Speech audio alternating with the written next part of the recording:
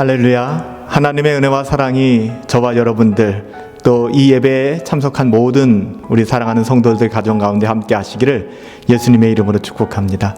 한 주간 잘 지내셨습니까? 오늘도 이렇게 온라인으로 함께 예배하게 되었습니다. 하지만 이것이 익숙해지기보다는 더 하나님을 갈망하고 또 하나님을 바라볼 수 있는 그런 은혜의 시간이 될 수 있게 되기를 소원합니다. 오늘도 우리가 예배를 열어가며 먼저 서로를 위하여 또 공동체를 위하여 예배를 위하여 기도하며 나아가십시다. 우리가 함께 같은 장소에서 모여 예배하지는 못하지만 우리 모든 성도들 동일한 시간에 또 이 영상과 더불어서 하나님을 예배하고 있습니다. 이 예배 가운데 하나님 은혜를 베풀어 주시옵소서. 각 사람의 상한 마음과 연약한 모든 것들을 만지시고 제거하시고 하나님의 은혜를 더하여 주시기를 원합니다.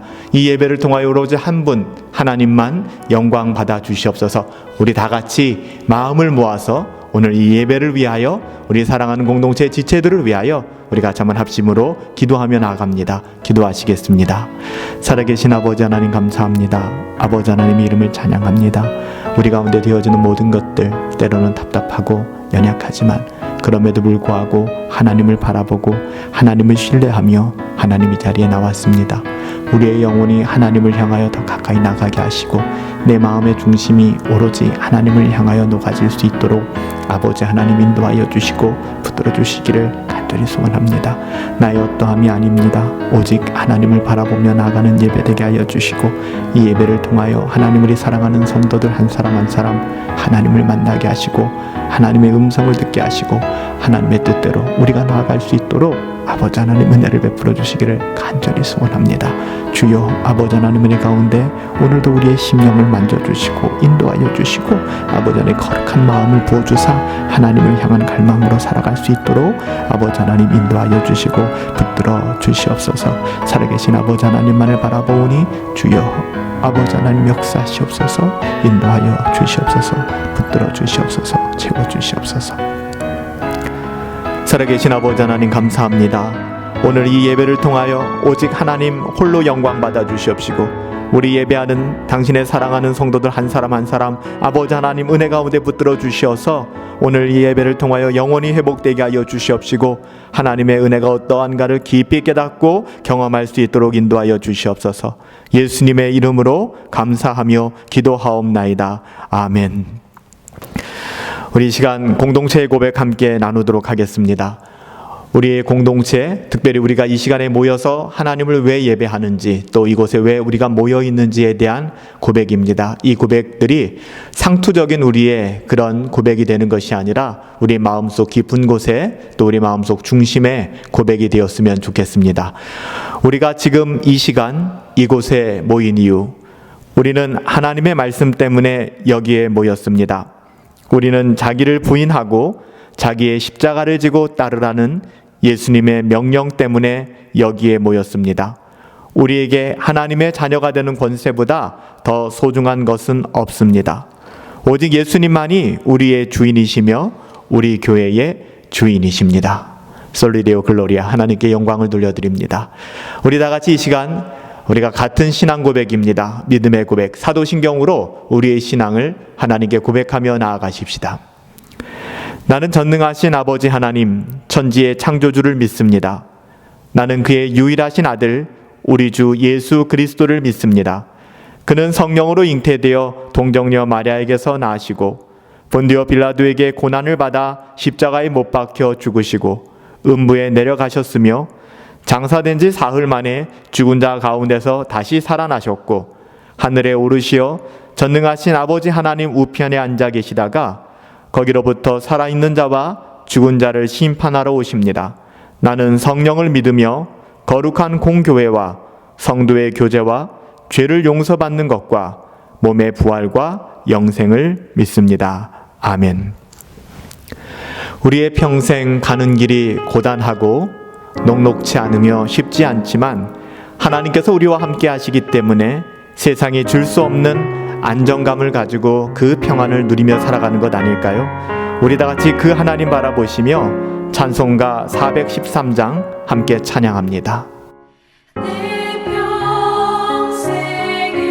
가는 길 순간하여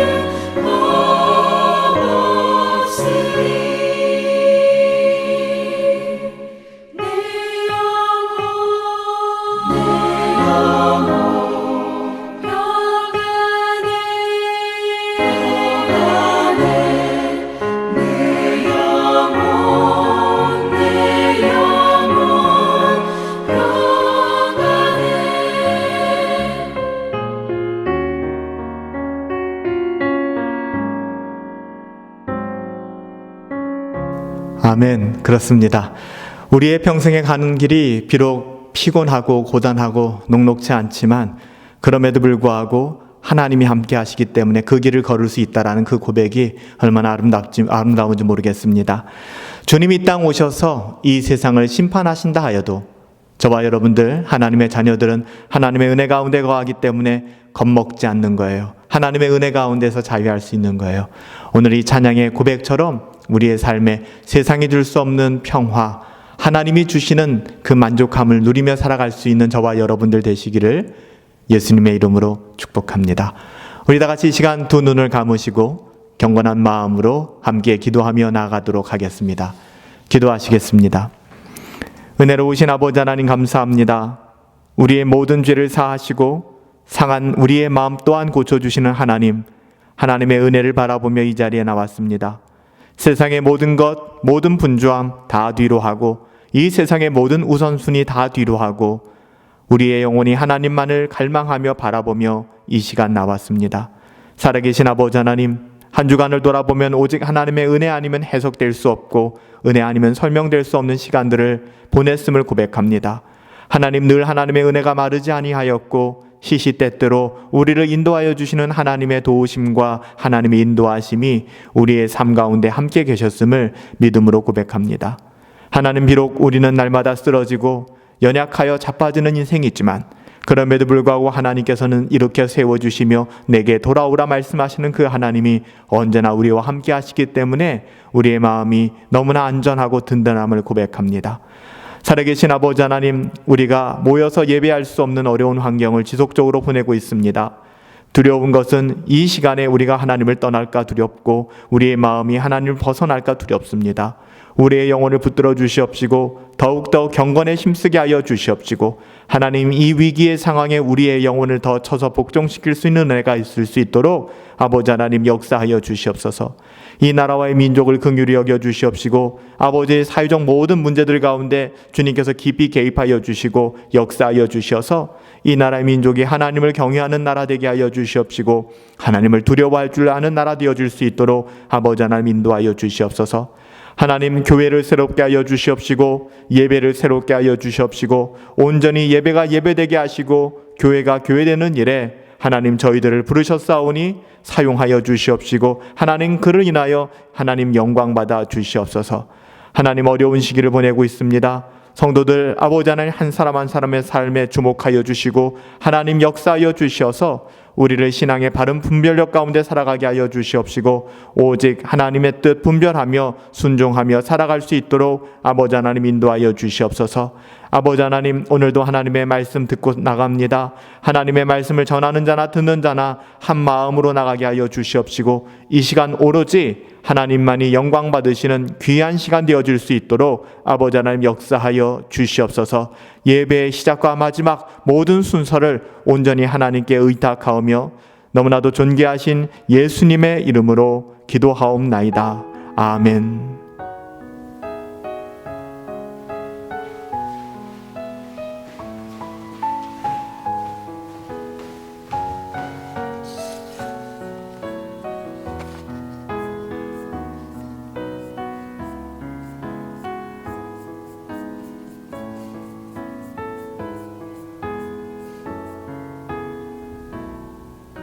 하이델베르크 교리문답, 오늘은 37번째 주일입니다.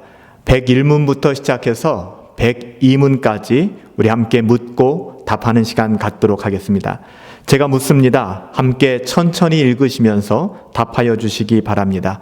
특별히 지난 백문에는 우리가 맹세하지 말 것에 대하여 배웠는데요. 그것을 기억하시면서 우리가 101문부터 묻고 답하도록 하겠습니다. 제가 묻도록 하겠습니다.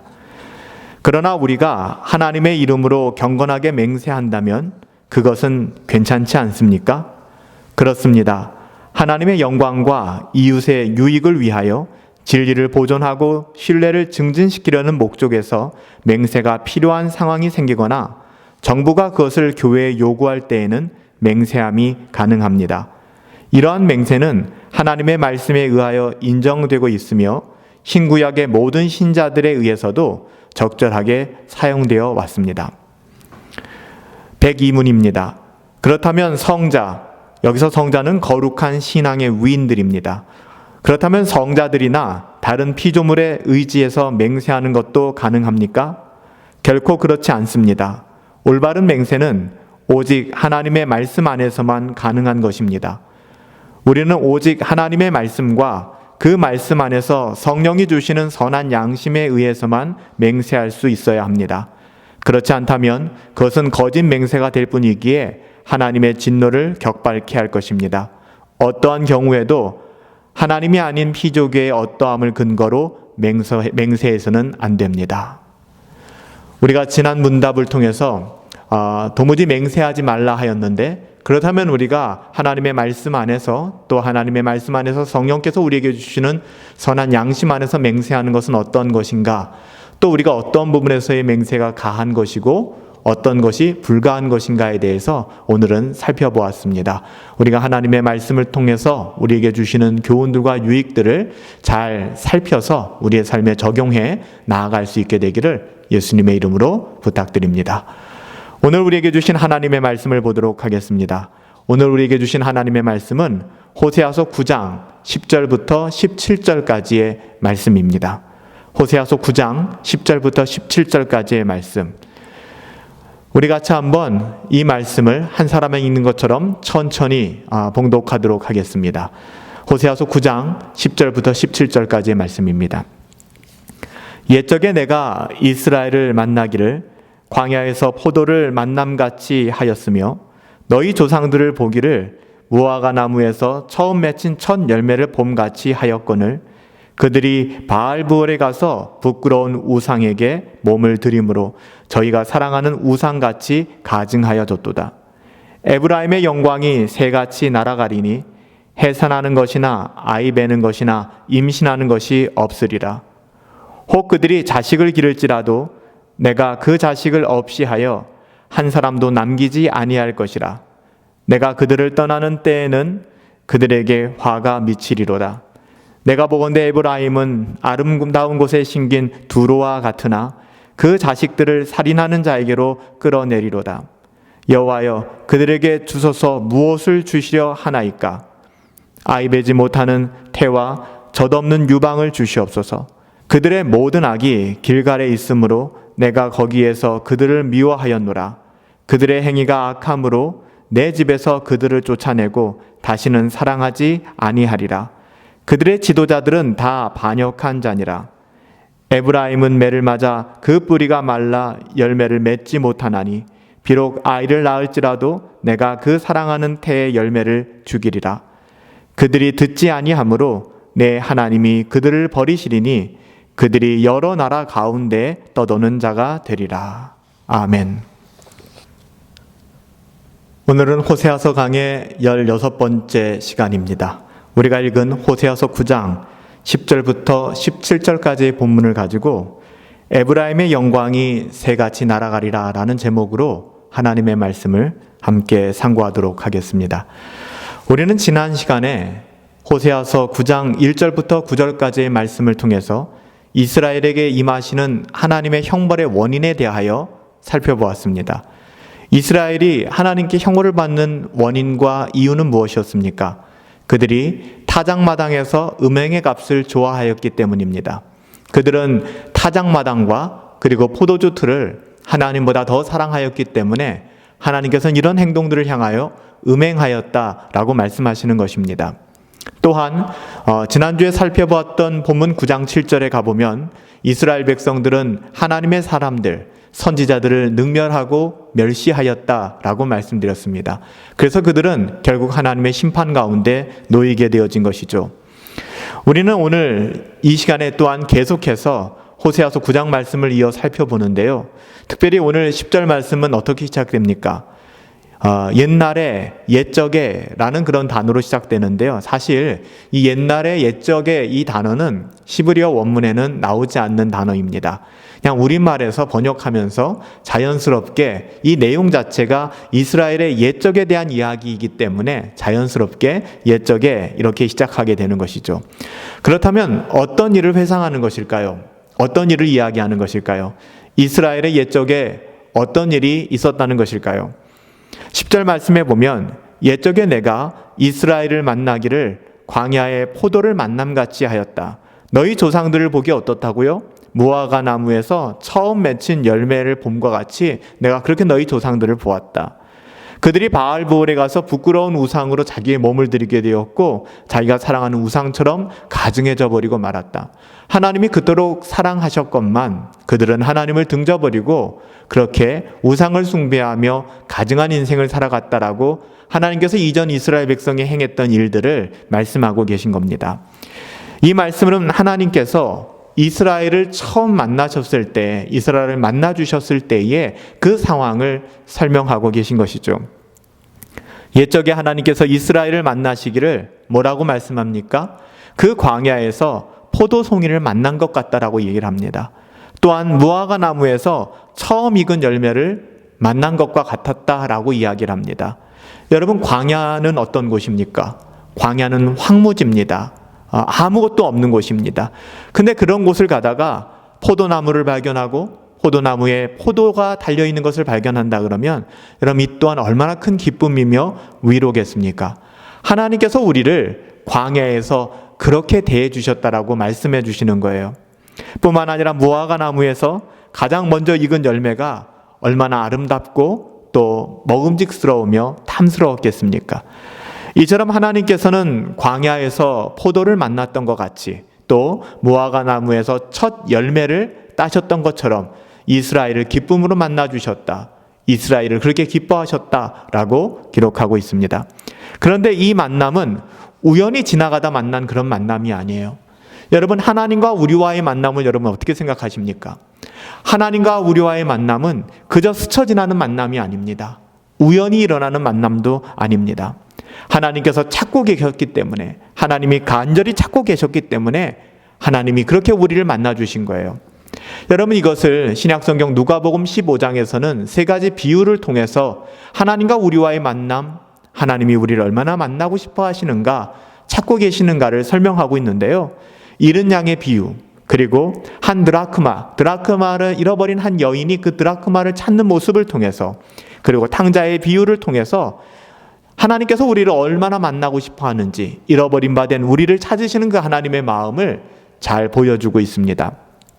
이 비유를 보면 어떤 한 사람이 잃어버린 양 한 마리를 위하여 99마리의 그 양을 광야에 둔 채 그 한 마리 양을 찾기 위하여 협곡을 지나 그 태산을 넘어가는 모습을 보여주고 있지 않습니까?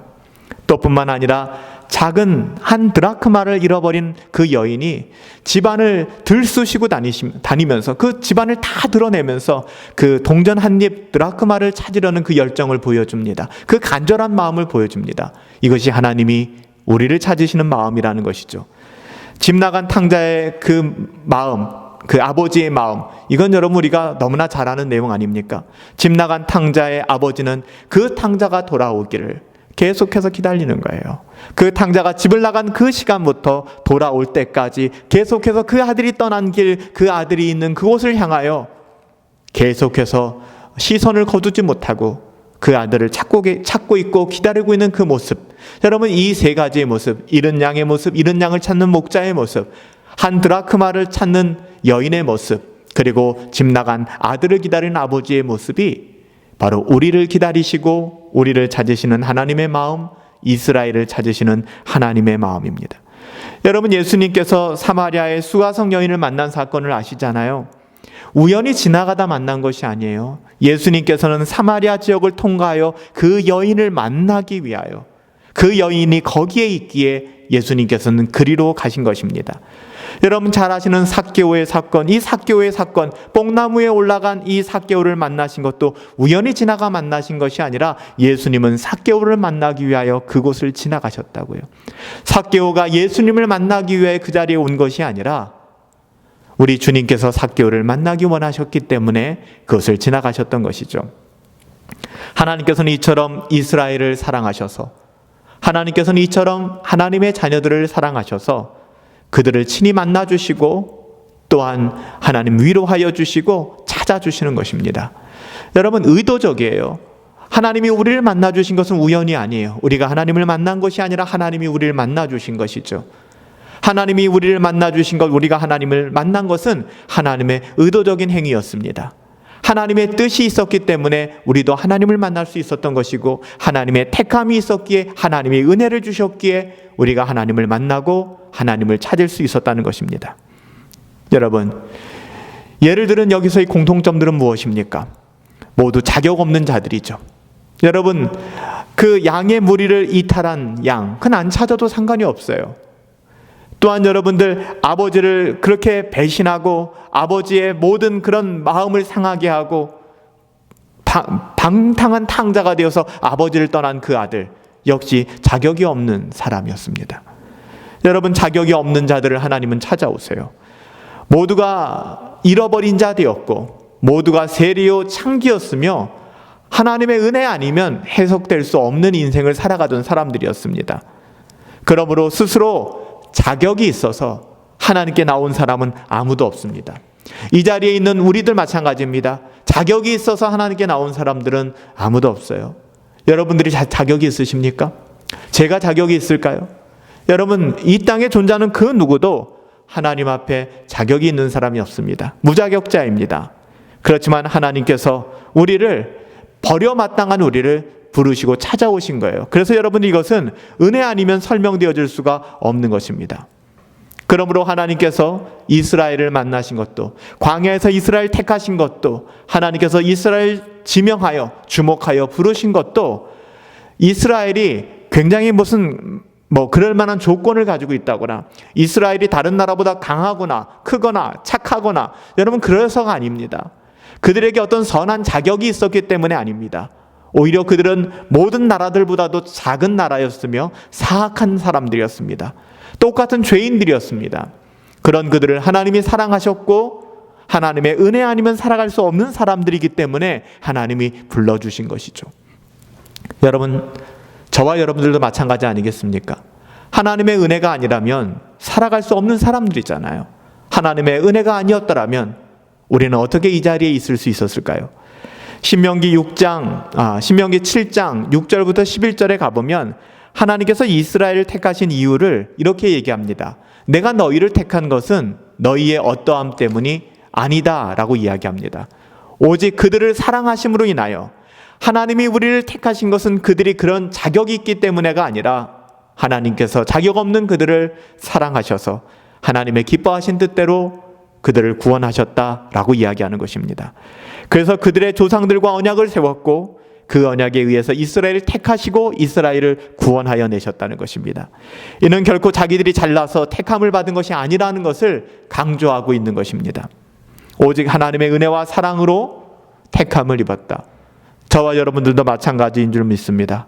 그러므로 택함을 입기 전에는 동일하게 죄와 사망의 권세 아래 버려져 있었던 것이 우리들의 삶 아닙니까? 하나님이 우리를 찾아오시기 전에 이 땅을 살아가는 모든 사람들은 죄와 사망의 법 아래 버려지고 방치되었던 인생입니다.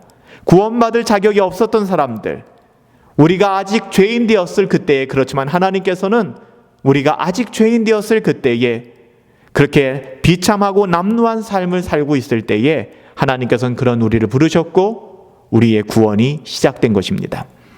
이런 상태에서 우리가 택하심을 입었다는 것은 진짜 놀라운 은혜입니다. 은혜 아니면 설명될 수 없는 것입니다.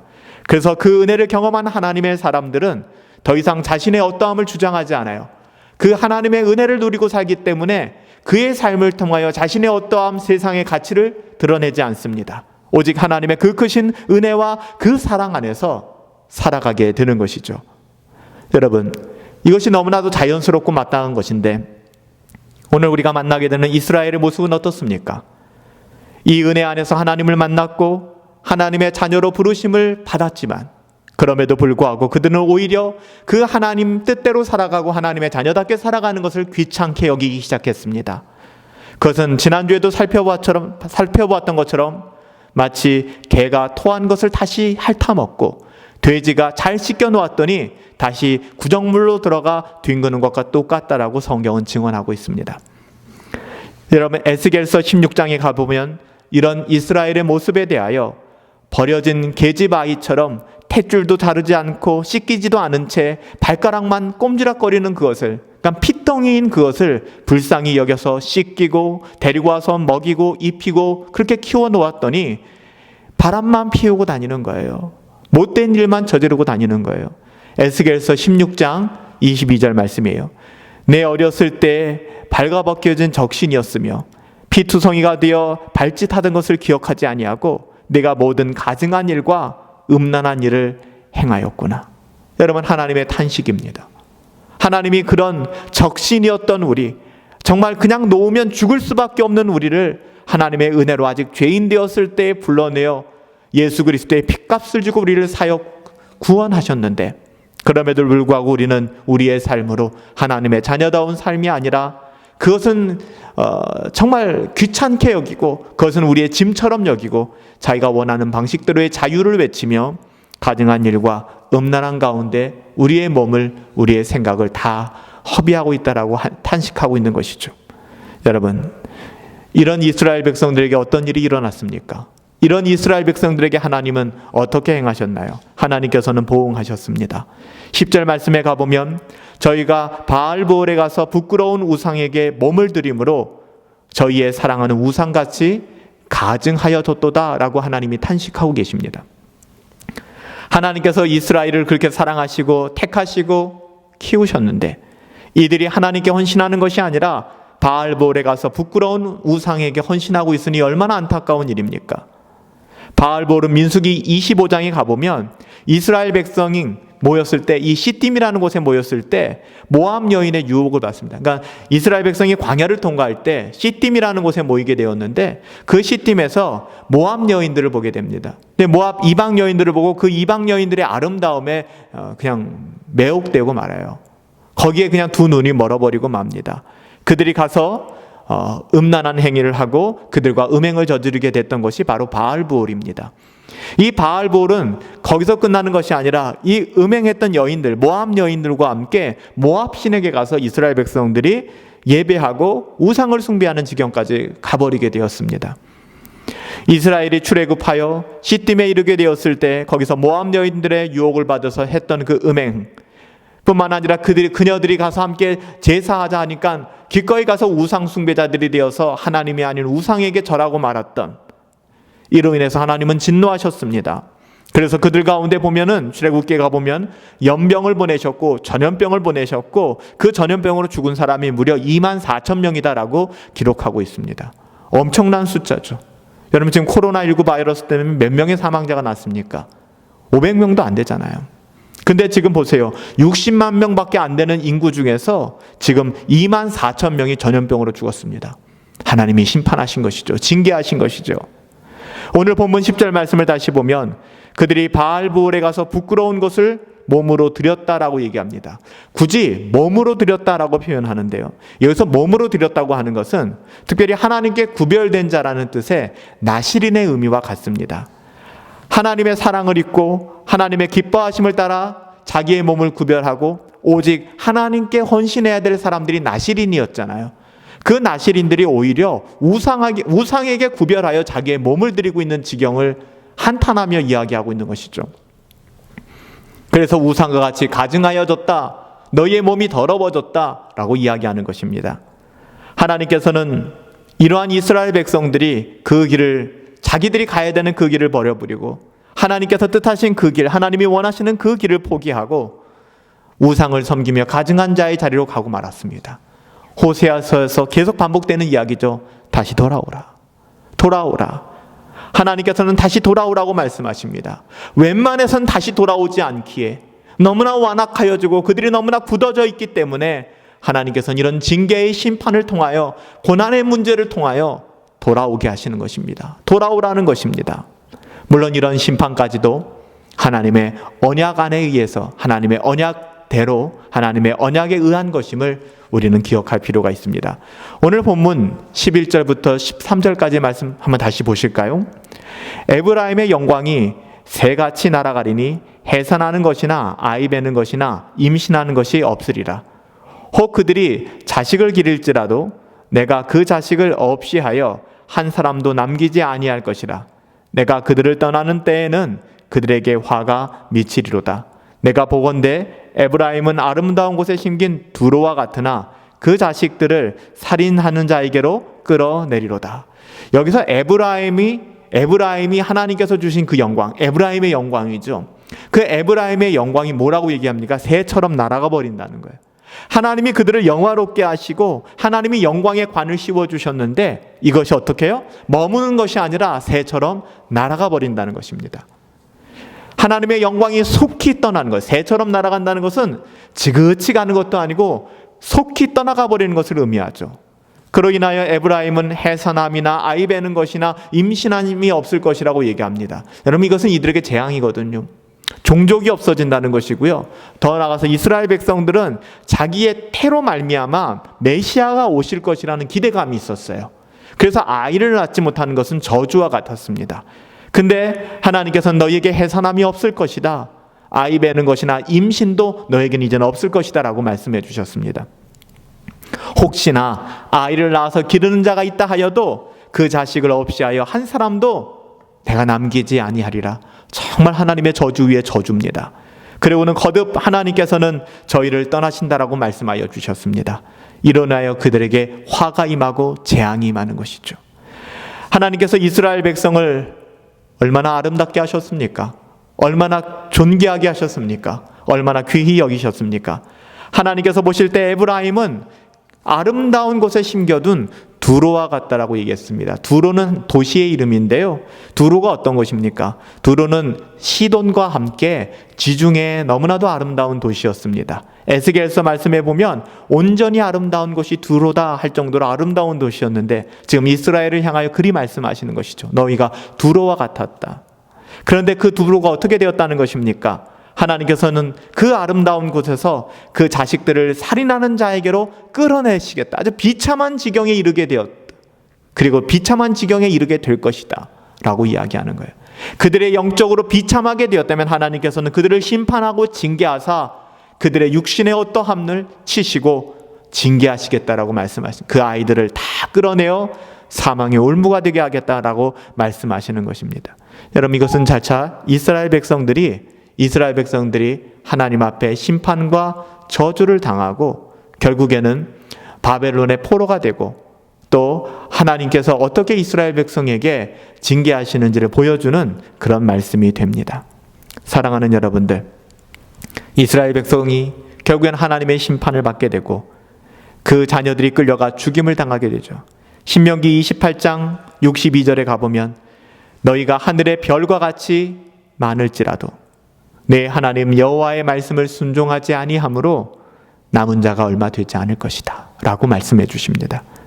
여러분, 이 말씀과 같이 그들은 이후에 얼마 가지 않아서 회개하고 돌아오지 않았죠. 얼마 가지 않아서 하나님의 징계와 하나님의 심판을 마주하게 됩니다. 그런데 여기에서 이 상황을 바라보면서 호세아가 너무나 가슴이 아프니까 호세아 선지자가 하나님 앞에 간구를 하게 됩니다. 그게 14절 말씀이에요. 여호와여, 그들에게 주소서 무엇을 주시려 하나이까? 아이 베지 못하는 태와 또 젖없는 유방을 주시옵소서. 왜 호세아 선지자가 에브라임으로 하여금 그러니까 임신을 못하게 하고 또 젖없는 유방, 그러니까 아이를 기를 수 없는 환경을 만드는 것이죠. 그걸 하나님께 구했을까요? 여러분, 호세아 선지자는 이 심판과 이 징계가 어떤 것인지 알고 있기 때문에 임박한 이 심판과 진노가 곧 에브라임에게 임할 것인데 이때 만약에 아이들이 태어나고 또 아이들이 이 땅에서 자라게 된다면 그 아이들은 끌려가서 죽임을 당하게 될 것이고 그 진노 아래 고통을 당하게 될 거예요. 아예 태어나지 않는 것이 좋겠구나. 이 심판이 너무너무 끔찍하기 때문에 아예 태어나지 않는 것이 좋겠구나. 그래서 하나님 앞에 차라리 에브라임의 태를 막아주세요 라고 이야기하는 것입니다. 그러나 호세아 선지자에 대한 간구에 하나님의 응답은 무엇이었습니까? 언약하신 그대로 심판하시겠다 하시는 겁니다. 그 심판의 내용이 무엇입니까? 15절부터 16절에 그 심판의 내용이 나오지 않습니까? 그들의 모든 악이 길갈에 있으므로 내가 거기에서 그들을 미워하였노라. 그들의 행위가 악함으로 내 집에서 그들을 쫓아내고 다시는 사랑하지 아니하리라. 그들의 지도자들은 다 반역한 자니라. 에브라임은 매를 맞아 그 뿌리가 말라 열매를 맺지 못하나니 비록 아이를 낳을지라도 내가 그 사랑하는 태의 열매에서 죽이리라. 여러분 15절에 보면 그들의 모든 악이 어디에 있었다라고 얘기합니까? 길갈에 있었다라고 얘기합니다. 여러분 길갈이 어디입니까? 길갈. 여호수아서 5장에 가보면 길갈은 애굽의 수치를 굴려버린 곳. 그래서 그들이 그 이름을 길갈이다라고 지었잖아요. 근데 이제 이곳에서 그들은 우상 숭배자로 변신한 것입니다. 타락하고 만 것입니다. 여러분 이건 뭐랑 똑같은지 아세요? 애굽의 수치가 굴러간 그곳. 어떻게 보면 그 영광스러운 곳. 근데 그 영광스러운 곳을 그들은 죄악의 수치스러운 자리로 뭉개버리고 만 거예요. 바꿔버리고 만 거예요. 특별히 호세아서는 남편과 아내와의 관계를 통해서 하나님과 우리와의 관계를 이야기하고 있잖아요.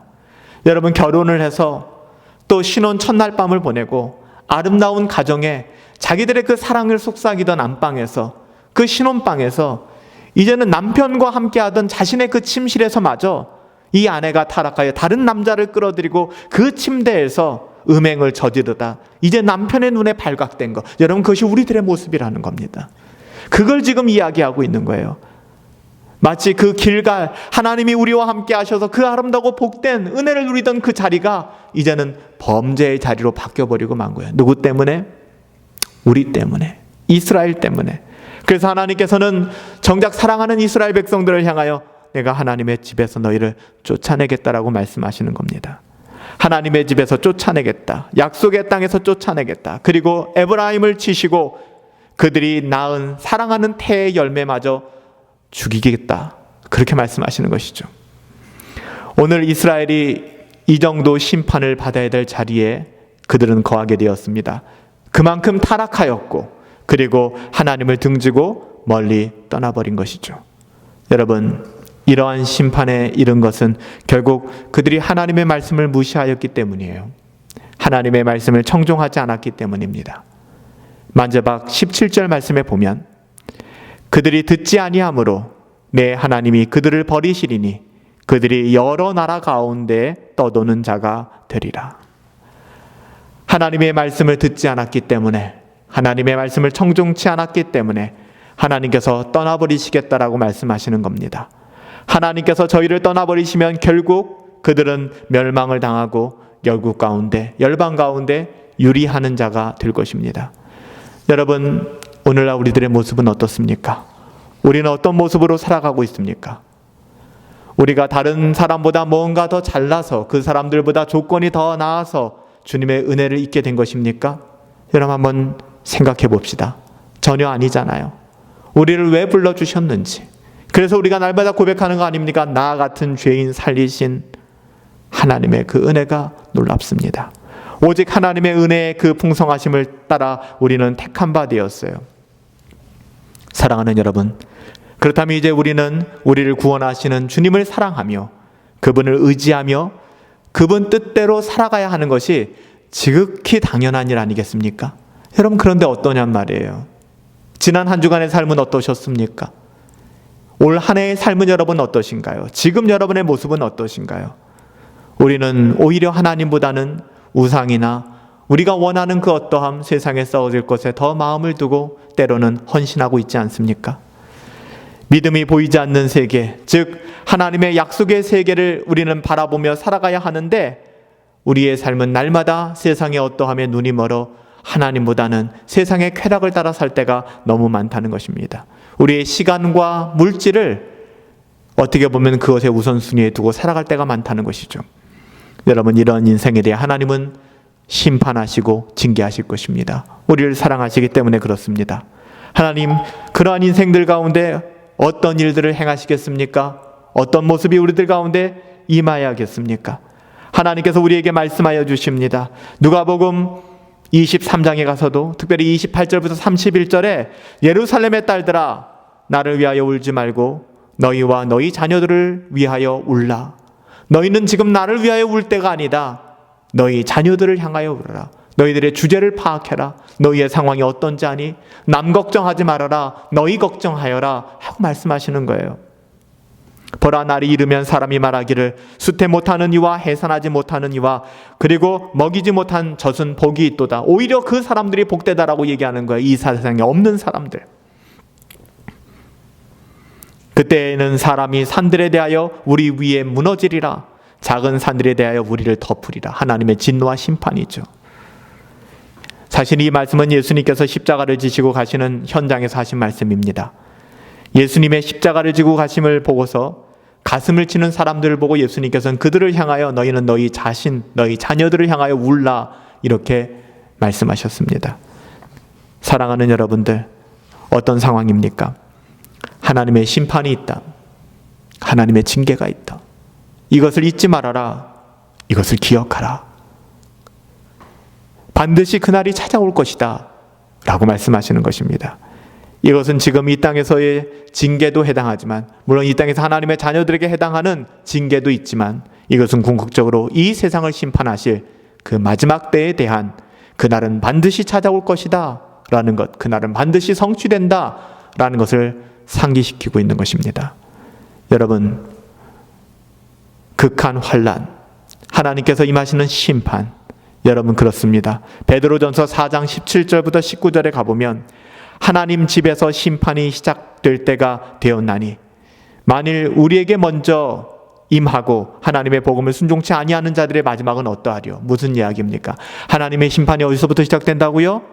하나님의 집, 하나님의 자녀들로부터 시작된다는 것입니다. 그 이후에 하나님의 복음을 순종하지 아니하는 자들을 향하여 하나님께서는 심판하시고 하나님께서는 그들을 보응하신다라고 말씀하시는 것입니다.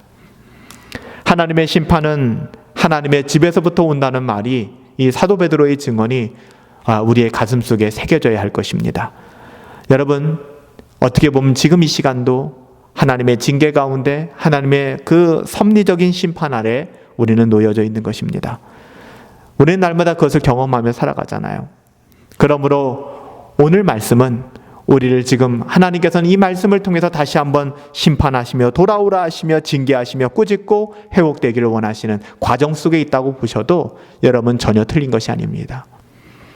나의 자녀와 나의 산업과 나의 가진 것들을 의지하고 바라보고 믿고 살아가면서 어린 양의 공로는 다 잊어버린 채, 하나님의 그 은혜는 다 망각한 채 어떻게 우리가 하나님의 자녀답게 이 땅을 살아갈 수 있겠단 말입니까? 하나님의 자녀답지 않은 인생을 살아가는 사람들이 어찌 하나님의 상급을 바라보며 또 하나님의 심판을 피할 수 있다라고 자신할 수 있겠습니까? 그러므로 지금 우리가 하나님의 말씀을 들어야 되는 것입니다. 하나님의 말씀을 분별해야 되는 때입니다. 듣고 회개하는 것이 정말 하나님의 복이 되는 것입니다. 하나님의 말씀을 듣고 회개하는 것이 참된 복임을 우리는 잊어서는 안 될 것입니다. 그렇지 않다면 이스라엘에게 하나님께서 내려쳤던 심판처럼, 하나님이 이스라엘을 떠나셨던 것처럼 우리도 그 하나님의 심판을 우리가 피할 길이 없을 것입니다. 사랑하는 여러분들, 하나님의 삶, 우리의 삶에 하나님은 아무 관심도 없고 여러분 그리 살아서는 안 됩니다. 이렇게 어려운 시기일수록 더 하나님께 관심을 갖고 분별하여 하나님께 집중하고 하나님의 선하시고 기뻐하시고 온전하신 뜻이 무엇인지 분별하셔야만 합니다. 하나님, 우리들 가운데 이 은혜를 베풀어 주셔서 오직 하나님의 말씀을 듣게 하여 주시고 주님과 동행하게 하여 주시옵시고 오직 주님으로 인하여 기뻐하며 주님 때문에 만족하며 살아갈 수 있는 저희들 되어질 수 있도록 은혜 내리어 주시옵소서. 우리 같이 한번 오늘 말씀 붙들고 기도하는 시간을 갖도록 하겠습니다. 오늘 이 시간에 기도할 때에는 살아계신 아버지 하나님, 그렇습니다. 하나님의 영광을 우리 가운데 부어주셨는데, 하나님의 영광이 있잖아요. 그 영광스러움을 우리 가운데 부어주셨는데 그 영광스러운 길갈, 애굽이 물러갔다. 애굽의 모든 수치가 물러갔다. 근데 그 영광스러운 곳에 하나님이 우리를 그 음란한 곳에서 끌어내어서 다시 우리를 아내 삼아 주시고 우리와 새롭게 결혼하셨는데 우리는 다시 그 자리를 신혼집을 음란의 장소로 바꿔서는 안 되지 않습니까? 에브라임의 영광이 새처럼 떠나가서는 아니 됩니다. 하나님, 나의 삶의 모든 영역에서 하나님이 함께 하셔야 합니다. 하나님이 함께 하시기를 원합니다. 하나님의 영광이 드러나기를 원합니다. 여러분, 오늘 이 말씀을 기억하면서 혹시 에브라임의 영광이 새처럼 그리 날아가는 인생 되지는 않았습니까? 여러분, 하나님의 영광을 다시 한번 누릴 수 있게 되길 원합니다. 우리의 삶의 모든 자리가, 우리의 생각의 모든 영역들이 하나님을 영화롭게 할 수 있었으면 좋겠습니다. 우리 같이 한번 오늘 말씀 붙잡고 같이 기도하십시다. 우리의 마음을 쏟으시며 하나님 앞에 같이 합심으로 기도합니다. 기도하겠습니다. 살아계신 아버지 하나님, 감사합니다. 아버지 하나님의 은혜를 찬양합니다. 우리 가운데 부어주신 아버지 하나님, 놀라우신 은혜로 우리의 삶에 하나님의 말씀이 사라져서는 안 됩니다. 아버지 하나님, 우리의 삶에서 하나님의 말씀이 사라지는 것은 생각도 아니하고 우리의 소유가 사라짐만 관심을 갖고 나의 어떠함이 사라지는 것만 관심을 갖는다면 아버지 하나님, 우리는 정말 어떻게 하나님의 백성이라고 할 수 있겠습니까? 애굽의 모든 수치를 물리치신 길간에 우리가 세상의 어떠함을 가득 채우고 음란한 장소가 되어서 하나님의 영광이 새처럼 날아가 버리는 아버지 하나님, 그런 인생을 살아서는 아니 되겠습니다. 살아계신 아버지 하나님, 우리에게 은혜를 베풀어 주시옵소서. 아버지 하나님의 사랑을 베풀어 주시옵소서. 그럴진데 우리가 요동치 않게 하시고 흔들리지 않게 하시고 온전히 하나님을 바라보며 나갈 수 있는 복된 성도들 되어줄 수 있도록 은혜 내려 주시기를 간절히 소원합니다. 살아계신 아버지 하나님, 우리의 마음의 중심을 붙잡아 주시옵시고 온전히 아버지 하나님 앞에 하나님이 떠나시면 아니 됩니다. 우리도 하나님을 떠나지 않겠습니다. 아버지 하나님, 내 인생에서 떠나신다면 그것은 하나님의 심판입니다. 살아계신 아버지 하나님, 우리 가운데 은혜를 베풀어 주셔서 하나님의 놀라우신 사랑, 그 은혜 가운데 나아갈 수 있도록 아버지 하나님 역사하여 주시옵소서. 오늘도 우리에게 말씀하여 주시니 이 말씀 따라 살아갈 수 있도록 아버지 하나님 붙들어 주시옵시고 주의 소망 가운데 살아갈 수 있도록 아버지 하나님 은혜를 부어 주시옵소서. 살아계신 아버지 하나님, 감사합니다. 에브라임의 영광이 새처럼 날아가는 것을 바라보며 아버지 하나님, 그들이 애굽의 모든 수치를 물리친 길가를 다시 음란의 장소로 도배해버린 그 모습을 바라보며 하나님, 찔립니다. 우리의 마음이 아픕니다. 오늘 이 시간 우리의 마음이 어디 있는지 다시 한번 돌아보게 하시고 우리의 삶에 하나님의 말씀이 사라져가는 것에는 아무 관심도 없으면서 나의 소유의 사라짐에만 관심을 갖고 있다면, 박탈감을 가지고 있다면 아버지 하나님, 우리가 어찌 하나님의 자녀라고 할 수 있겠습니까? 아버지 하나님, 성령 하나님, 오늘 이 시간 우리에게 은혜를 주셔서 주님의 말씀 듣게 하여 주시옵소서. 주와 동행하게 하여 주시옵소서. 오직 주님으로 인하여 기뻐하고 주님만을 따라 살아갈 수 있는 우리 복된 성도들 되어줄 수 있도록 은혜 내려 주시옵소서. 주님이 함께 하시기를 간절히 소원하옵고 예수님의 이름으로 기도하옵나이다. 아멘. 할렐루야. 에브라임의 영광이 새처럼 떠나는 것을 바라보며 여러분, 우리의 영혼을 바라보시고 다시 한번 하나님의 영광 안에 거할 수 있게 되기를 예수님의 이름으로 축복합니다. 오늘 이 시간 우리의 생명을 하나님께 드리십시다. 오늘 이 시간 우리의 생명을 주께 드리기를 고백하는 그 마음으로 준비하신 연보 하나님 앞에 헌상하여 올려드리도록 하겠습니다. 찬송가 213장 나의 생명 드리니 함께 찬양하시면서 우리 하나님께 연보 헌상하여 올려드립니다.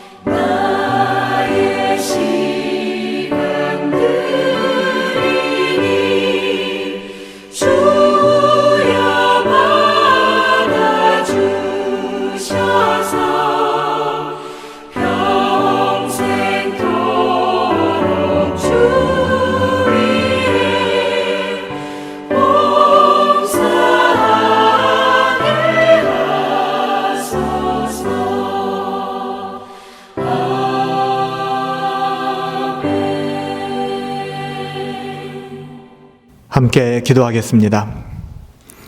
오늘 이 시간 우리의 생명을 주께 드리기를 고백하며 함께 준비한 연보를 하나님께 헌상하여 올려드렸습니다. 하나님, 물질을 따라 살아가는 자들 되지 아니하게 하여 주시옵시고 하나님을 영화롭게 하는데 우리의 생명도 물질도 시간도 온전히 봉헌하여 올려드릴 수 있는 복된 성도들 되어줄 수 있도록 은혜 내려 주시옵소서. 하나님께 헌상하여 올려드리는 이 모든 물질 아버지 하나님께서 받으시며 교회를 위하여 꼭 필요한 곳에 흘러갈 수 있도록 아버지 하나님 인도하여 주시옵소서. 더불어 기도합니다. 물질의 어려움을 겪고 있는 사랑하는 성도들 많습니다. 기억하여 주시옵시고 아버지 하나님께서 문도 열어주시고 길도 터주셔서 물질로 시험 들지 아니하게 하여 주시옵시고 또한 우리에게 주신 것 자족하며 감사하며 있는 그대로 하나님 앞에 또한 더불어 흘려보낼 수 있도록 은혜 내려 주시옵소서. 이 모든 것 주님께 올려드리며 존귀하신 예수님의 이름으로 감사하며 기도하옵나이다. 아멘. 할렐루야. 하나님의 은혜와 사랑이 저와 여러분들 가운데 있게 되기를 원합니다. 하나님의 은혜와 사랑이 날마다 우리들 가운데 가득하길 원하고 오늘 우리가 살펴본 말씀처럼 에브라임의 영광, 우리에게 주신 각자의 하나님의 그 영광이 있잖아요. 그 영광이 새처럼 날아가는 것이 아니라 우리의 영혼 가운데 거하여 길갈을 길갈되게, 예배를 예배되게, 교회가 교회되게 그렇게 살아갈 수 있게 되기를 힘들고 어려운 시기지만 이렇게 모이지 못하는 시기일수록 더욱 그리 살아갈 수 있게 되기를 예수님의 이름으로 부탁드립니다. 기도합니다. 여호와는 내게 복을 주시고 너를 지키시기를 원하며 여호와는 그 얼굴을 내게 비추사 은혜 베푸시기를 원하며 여호와는 그 얼굴을 내게로 향하여 드사 평강 주시기를 원하노라. 이제는 우리 주 예수 그리스도의 은혜와 하나님 아버지의 다함없는 사랑하심과 성령 하나님의 감화, 감동, 우리 안에 교통내주 역사하시는 능력이 하나님의 영광 안에 거하며 모든 수치가 물러간 그 길갈의 자리에서 하나님께 영광 돌려드리기를 소원하는, 또 무너진 하나님의 모든 영광의 자리를 보수하고 회복하며 주님 뜻대로 살아가기를 소원하는 우리 믿음의 권속들 가운데 이제로부터 영원토록 함께 계실지어다. 아멘. 아버지 하나님 감사합니다. 하나님의 은혜와 사랑이 우리들 가운데 있기를, 또 아버지 하나님 사랑이 우리 가운데 마르지 아니함을 감사합니다. 주여 은혜를 베풀어 주시옵시고 하나님의 그 은혜의 능력 따라 살아갈 수 있는 저희들 되어질 수 있도록 아버지 하나님 인도하여 주시옵소서.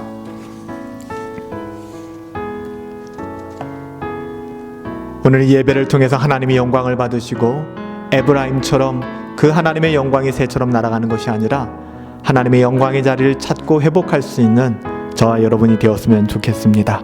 여러분들 우리의 마음 잘 지키십시다. 그리고 하나님 사랑하는 그 마음 잃지 말고 늘 경건을 추구하며 살아가시기 바랍니다. 한 주간도 하나님의 은혜 아래 강건하십시오. 승리하십시다.